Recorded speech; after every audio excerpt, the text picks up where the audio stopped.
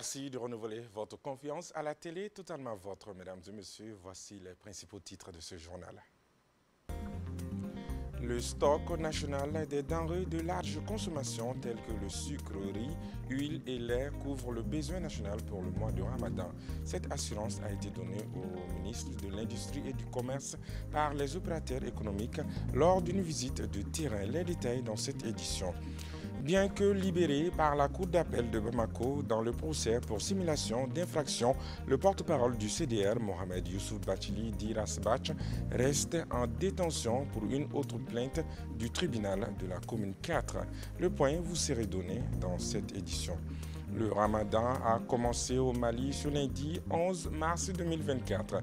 Pendant ce mois, en plus de s'abstenir de manger et de boire, il est recommandé aux fidèles musulmans de multiplier des bonnes actions. Vous serez édifiés sur le comportement à tenir pendant le Ramadan dans cette édition. Voilà pour le sommaire.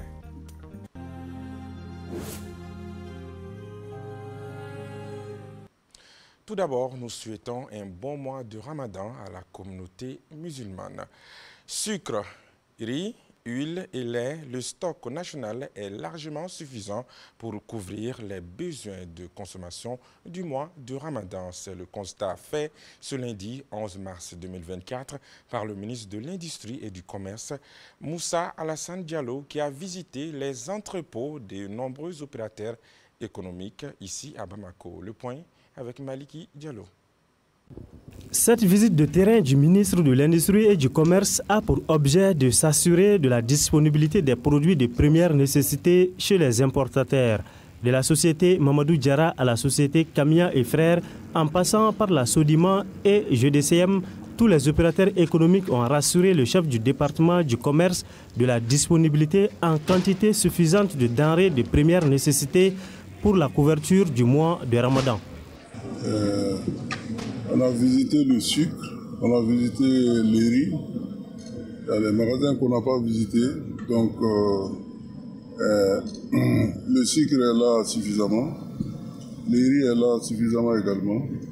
La pomme de terre aussi est disponible. Donc, tout est là et puis moins cher aussi. Je suis en train d'acheminer les produits vers Bamako dans tous le domaine, c'est-à-dire moi je ne suis pas que sur le sucre, on est sur le riz et sur l'huile, ce qui concerne les premières nécessités. Donc on est aujourd'hui à peu près à 45 000 tonnes qui sont prévues à venir. Depuis 3 mois, le ministre du Commerce travaille avec les opérateurs économiques pour la disponibilité des denrées de première nécessité durant le mois de Ramadan.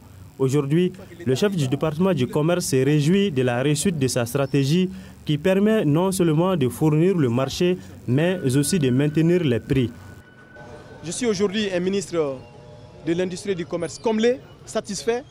Et aujourd'hui, ça t'évoque aussi une légitime fierté que je constate aussi à la fois les 3 paramètres, les 3 critères que nous avons posés dès le mois de décembre pour préparer le mois de Ramadan, la disponibilité des denrées de première nécessité, l'accessibilité et le prix.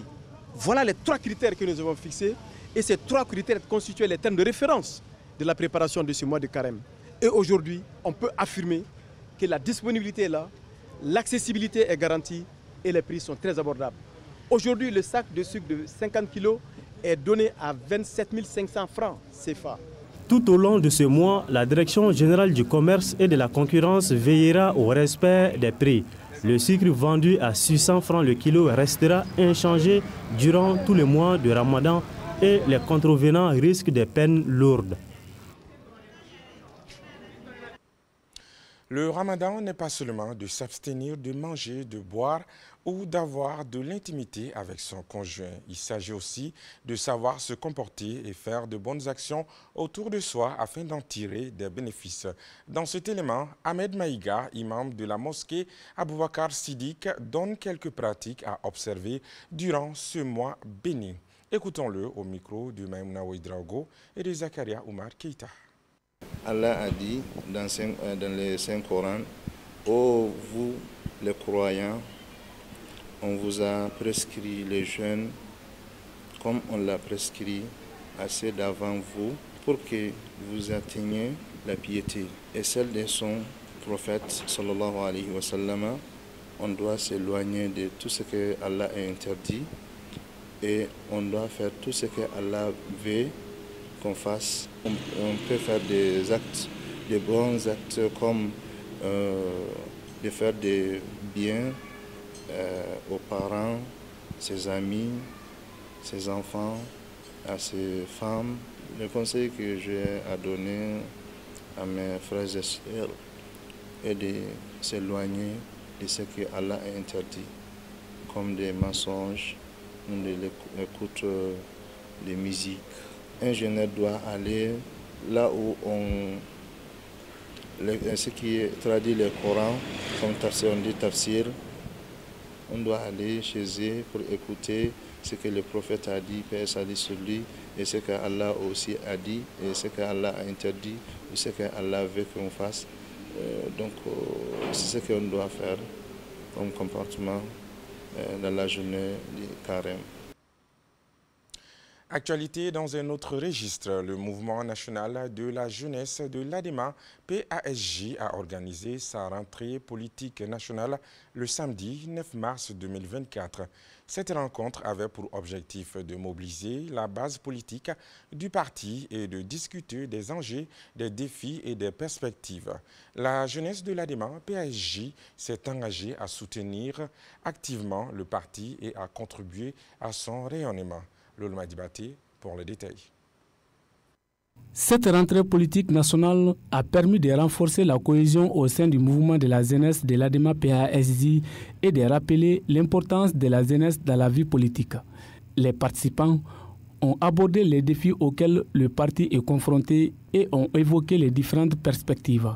L'engagement de la jeunesse ADEMA d'aujourd'hui réside dans sa volonté à persévérer dans l'effort pour que continue de briller l'étoile de notre belle et incontournable riche sur l'échiquier politique national et international. Le respect des textes du parti est notre boussole. Notre statut de mouvement affilié, qu'on nous dit souvent, est notre locomotive. On saura se reconnaître. L'entièreté du vaste territoire malien est notre chemin de lutte politique. Le Mali démocratique et son peuple dans le progrès sont notre priorité. Tous les bureaux locaux de la jeunesse du parti de l'abeille ont participé à cet événement qui a été une occasion d'échanges fructueux et de réflexions collectives. Le mouvement de la jeunesse de l'ADEMA en a profité pour évoquer son plan d'action 2024 qui s'articule autour de 7 axes principaux. La mobilisation de la base politique, l'amélioration de la visibilité du parti, la formation idéologique, le renforcement du partenariat, l'élargissement de la base électorale du parti, j'en passe. Notre plan d'action ci-dessus évoqué est sans nul doute très ambitieux, mais demeure et réaliste.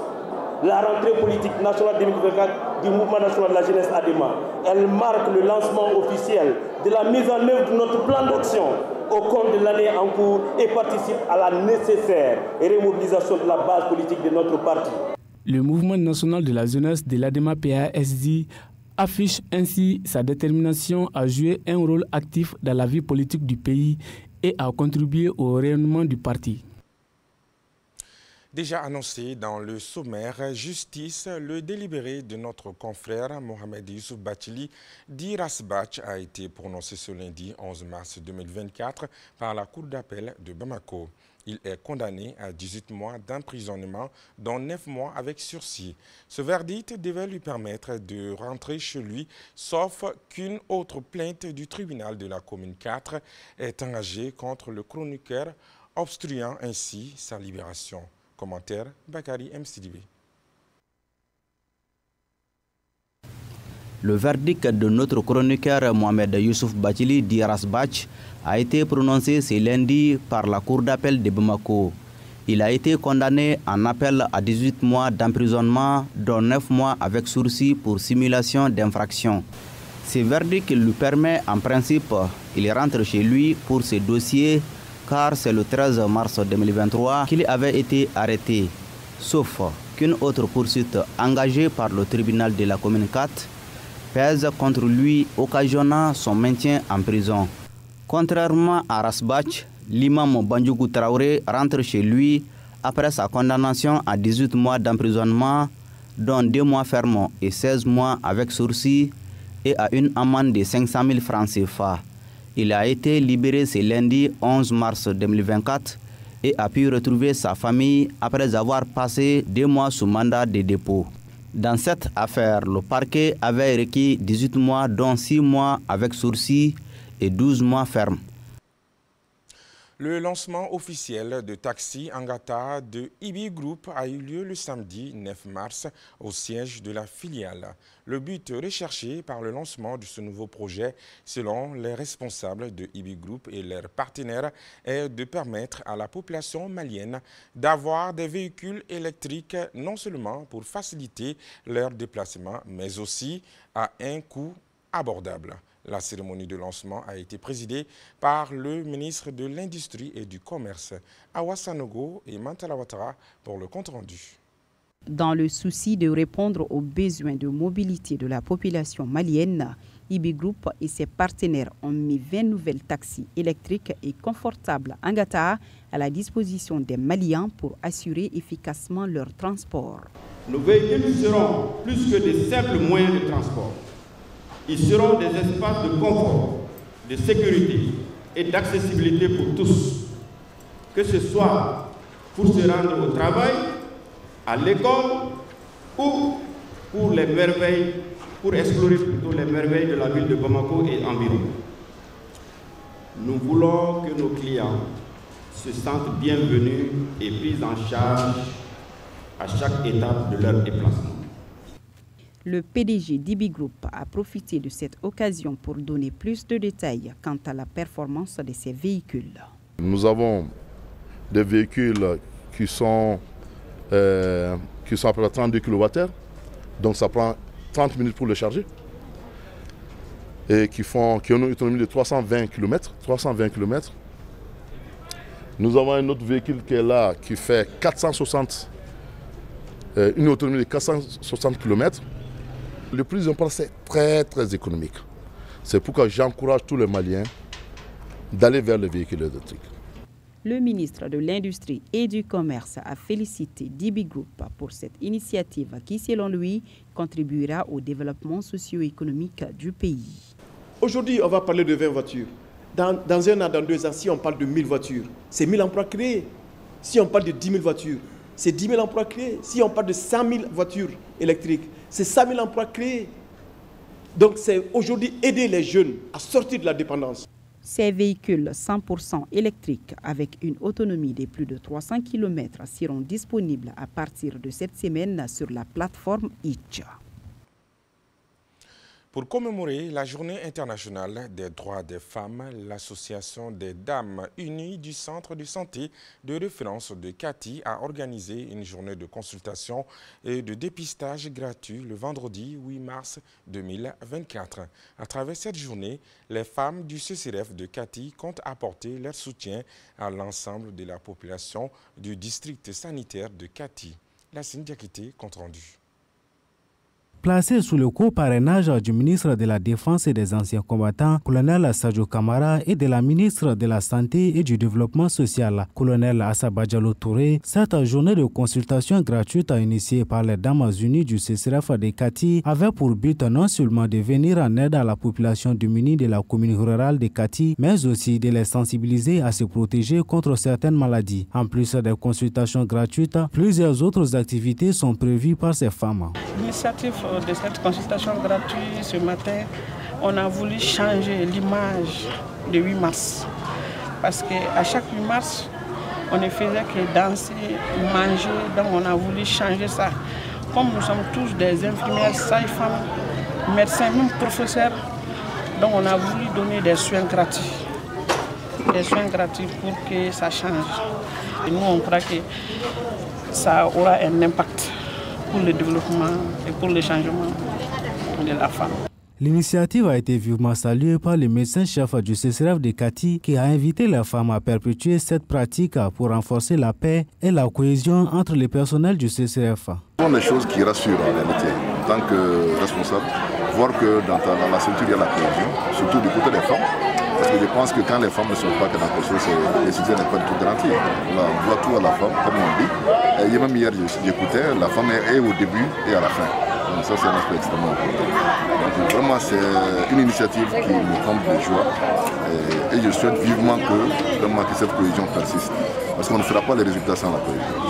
A noter que les festivités du 8 mars des Dames Unies du CCRF de Kati ont débuté depuis le mercredi à travers un match de football opposant les dames du CSCOM aux dames de CCRF. Comme d'autres femmes du Mali, les femmes battantes du marché de Mayambougou ont célébré la Journée internationale des droits des femmes. L'événement a été mis à profit pour rendre hommage au mouvement 223 qui a contribué à l'électrification du marché du Mayambougou pour la sécurité des personnes et de leurs biens. Aminata Bachokone, Mantala Ouattara, compte rendu. Les femmes battantes de Mayambougou ont célébré ce vendredi la Journée internationale des droits des femmes. Profitant de cette occasion, le président du mouvement Iriwa 223 a adressé un message aux femmes du Mali. En lieu et place des festivités, il les invite à discuter des problématiques cruciales de la promotion des droits des femmes. Comme quelle place la femme malienne va occuper dans notre société pour les 15, les 20, les 30 prochaines années. Est-ce qu'on veut que ce soit la place qu'elle a occupée dernièrement? Moi, je pense que non. Et au-delà de cette question de place, c'est nous aussi, quelle cohabitation on va avoir avec ce type de femme malienne que nous voulons.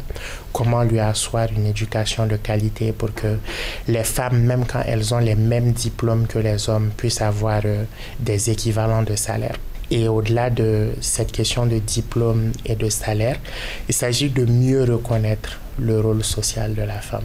Parce que je voudrais bien voir un homme qui arrive à faire 3 baptêmes et 8 mariages un même dimanche.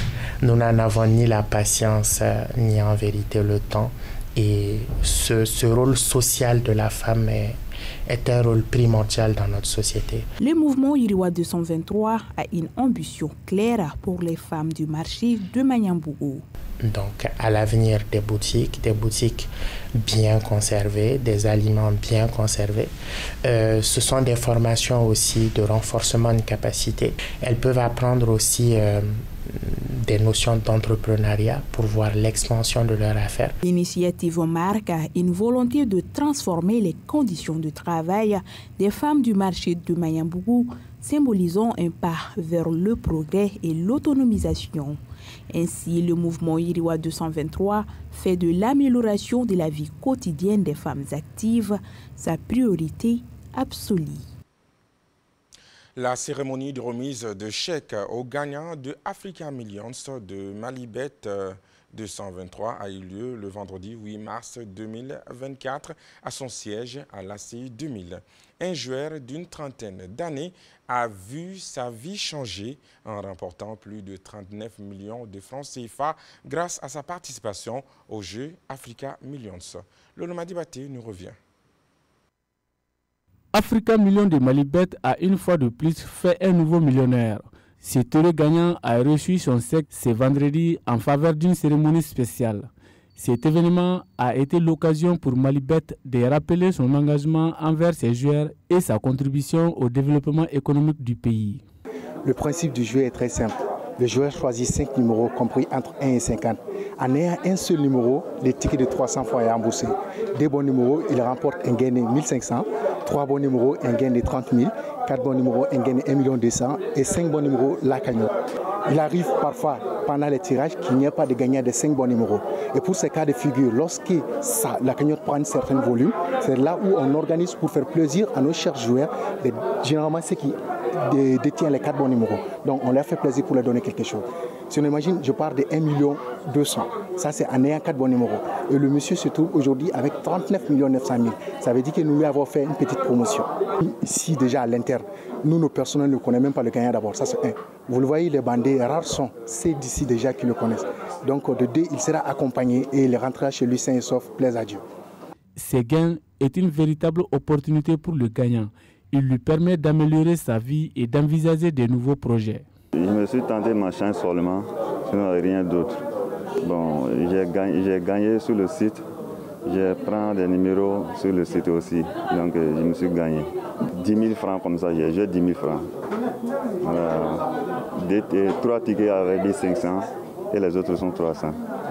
Je suis un infirmier, je suis à la construction d'un cabinet de soins. Bon, vraiment, je vais avancer ça.